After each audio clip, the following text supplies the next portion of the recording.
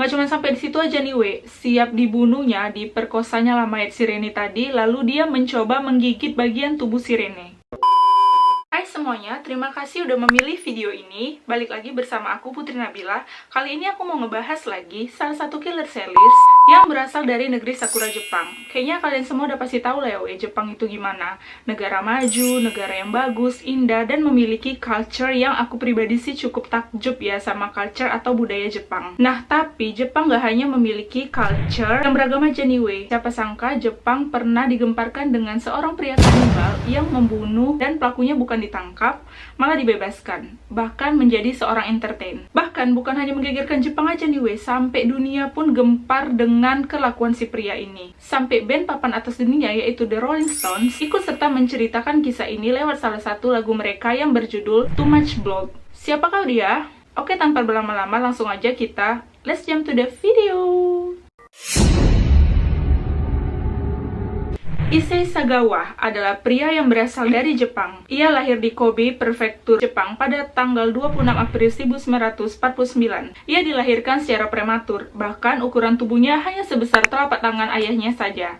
Dan dia didiagnosa memiliki penyakit enteritis, yaitu penyakit peradangan pada usus. Dan akhirnya, ia dapat disembuhkan dengan suntikan kalsium dan potasium. Sagawa berasal dari keluarga yang kaya raya nih, Dia juga mempunyai seorang adik yang bernama Jun Sagawa. Dia cukup dekat nih sama adik dan ayahnya. Ketika waktu kecil, ayahnya dan pamannya suka bermain-main bersama Sagawa dan adiknya. Suatu ketika, ayahnya mengajak mereka bermain dengan berpura-pura menjadi raksasa yang akan memakan Sagawa dan adiknya. Tanpa disadari, meskipun hal tersebut masih dalam konteks sebuah permainan, malah hal tersebut yang membuat Sagawa memiliki hasrat kanibalisme. Ditambah lagi ketika pada saat duduk di kelas 1 SD setelah melihat pahat seorang pria, hasrat tersebut muncul kembali. Selain itu, dia juga memiliki hasrat bestialitas, yaitu hasrat untuk berhubungan badan dengan hewan. Dan dia juga pernah mengakui bahwa dia pernah melakukannya dengan anjingnya sendiri. Berhubungan badan dia dengan anjingnya, coba lu kan pikir gimana.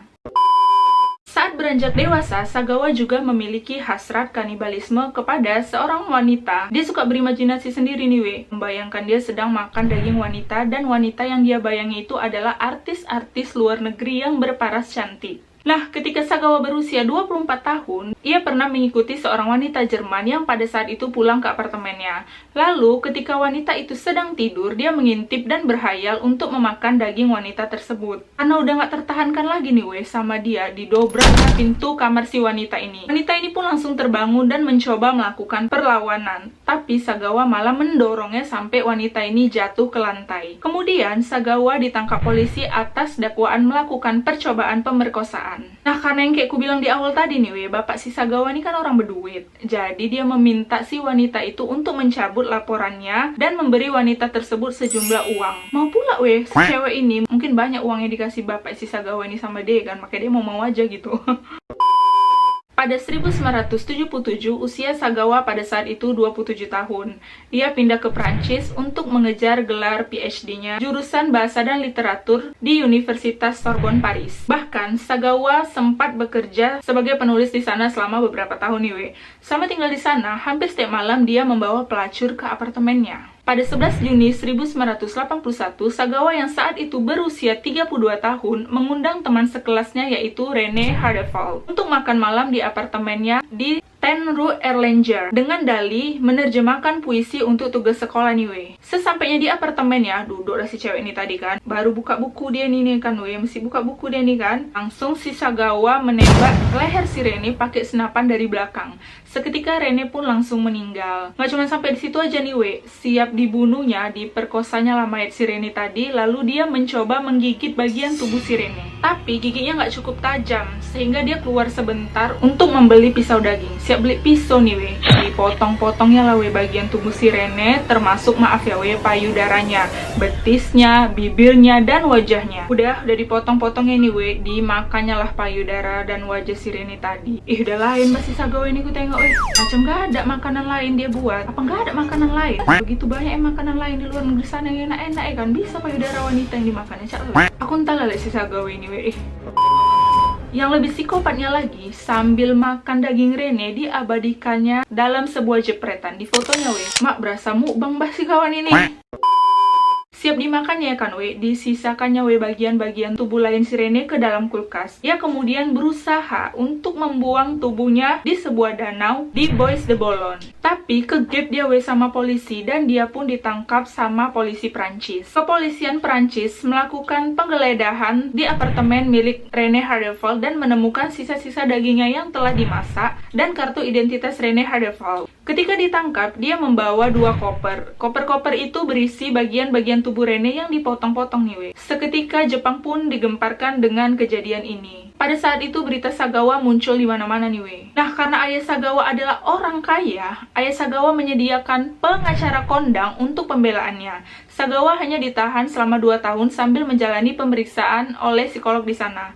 Dan setelah ditahan selama 2 tahun, menunggu persidangan, Sagawa dinyatakan tidak waras dan tidak layak diadili oleh hakim Prancis. Namun, Sagawa ditahan di unit psikiatri dengan keamanan maksimal di Prancis selama 4 tahun. Setelah pemeriksaan psikologi Niwe, ternyata Sagawa dinyatakan waras dan penyimpangan seksual adalah merupakan sebuah alasannya untuk melakukan pembunuhan terhadap Rene Hardeval. Jadi itu cuma alasan gitu loh we. Sebenarnya dia tuh nggak gila. Jadi ngerti kan kalian we? Jadi dia tuh pura-pura aja tuh gila, pura-pura nggak waras biar dia tuh nggak ditangkap sama polisi. Ya karena uang bapak yang banyak tadi we. Nah, pada tanggal 12 Agustus 1986, Sagawa dinyatakan bebas. Keputusan ini pun sempat menuai banyak kritikan dari berbagai pihak. Dan Sagawa langsung dideportasi ke Jepang.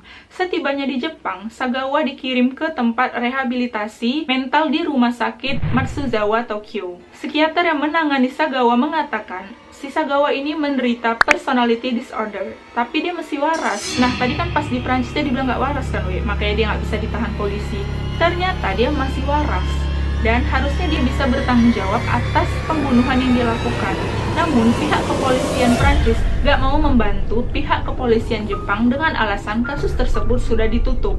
Oleh karena itu, setelah 15 bulan berada di rumah sakit Matsuzawa, Sagawa pun dinyatakan bebas dan balik tinggal bersama orang tuanya nih we.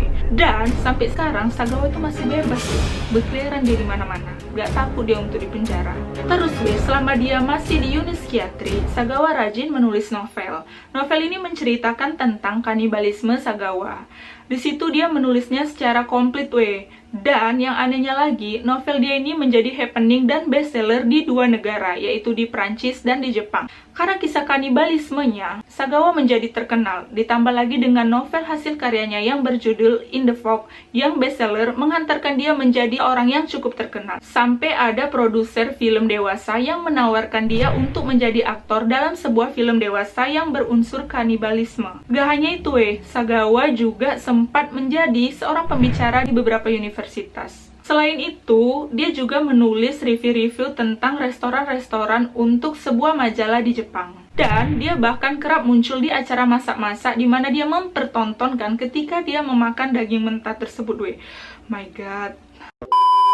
Berbagai acara talk show pun meminta Sagawa untuk menjadi bintang tamu acara mereka. And the last, Sagawa dikenal sebagai aktor, penulis, dan pembicara. Tetapi kepopuleran Sagawa akhirnya meredup. Hal ini pun disengajanya untuk menghindari pekerjaan yang memanfaatkan statusnya sebagai pembunuh dan kanibal yang terkenal. Nah, untuk menyambung kehidupannya ini dia menjual hasil-hasil lukisannya yang bertemakan tentang wanita yang tidak berbusana. Pada tahun 1992, Sagawa pernah membintangi sebuah film panas. Film tersebut menceritakan tentang sebuah klub di Tokyo di mana para wanitanya diseret dan dijadikan budak seks. Dalam adegan film tersebut dimunculkan seseorang yang sedang membunuh dan memutilasi bagian tubuh wanita-wanita yang ada di klub tersebut nih. Lalu muncullah si Sagawa berperan sebagai pemakan daging dengan bagian-bagian tertentu. Jadi peran dia di sini sesuai lah dengan karakter dia di dunia nyata ya kan, memakan daging gitu. Lalu, keluarga istri Sagawa pun terkena dampak dari buruknya nama istri Sagawa. Adiknya menderita asma dikarenakan stres, ibunya beberapa kali mencoba melakukan bunuh diri, dan ayahnya mengundurkan diri dari pekerjaannya. Pada tahun 2005, kedua orang tua Issei Sagawa meninggal dunia dan ia dilarang untuk menghadiri pemakaman mereka. Sekarang ia telah memiliki identitas baru dan tinggal di sebuah apartemen yang disediakan pemerintah Jepang untuknya. Ia mengaku bahwa terkadang ia masih memiliki keinginan untuk memakan daging manusia, terutama wanita cantik nih weh. Belum tobat sih sebenarnya dia nih weh. Akan tetapi dia berkata ia tidak akan membunuh orang lagi. Nah, cuman lah itu coba. Dia masih pengen makan daging manusia tapi dia nggak mau bunuhnya. Ya, maksudnya kayak mana lah itu Cak? Jadi dia memakan daging manusia hidup-hidup. Ada dah aja Issei Sagawa ini ku tengok. Lain udah. Oke, what do you think about this story guys? So crazy bukan? Harusnya dia di penjara ya kan? Ini malah jadi aktor. Yah, karena uang tadi segala cara bisa dihalalkan ayahnya Sagawa. Jatuhnya nggak ada keadilan ya dari kasus ini weh. Yang kasiannya sih keluarga korban sih weh. Kayak mana itu ya kan perasaannya? Aduh nggak kebayang aku lah kayak mana weh pokoknya. Terima kasih buat kalian yang udah nonton dari awal sampai akhir video. Mudah-mudahan kalian terhibur. Kalau kalian suka dengan videonya, boleh kalian tekan tombol like-nya. Kalau kalian merasa video ini bermanfaat, boleh kalian share ke teman-teman kalian. Kalau kalian punya referensi aku membuat video apa, boleh kalian komen di bawah. Dan jangan lupa juga untuk menekan tombol loncengnya agar kalian selalu mendapatkan notifikasi tiap kali aku mengupload video terbaru. And the last, aku mohon untuk bantu support channel ini agar semakin berkembang dengan cara gampang aja tekan tombol subscribe-nya. Oke, makasih weh. Bye!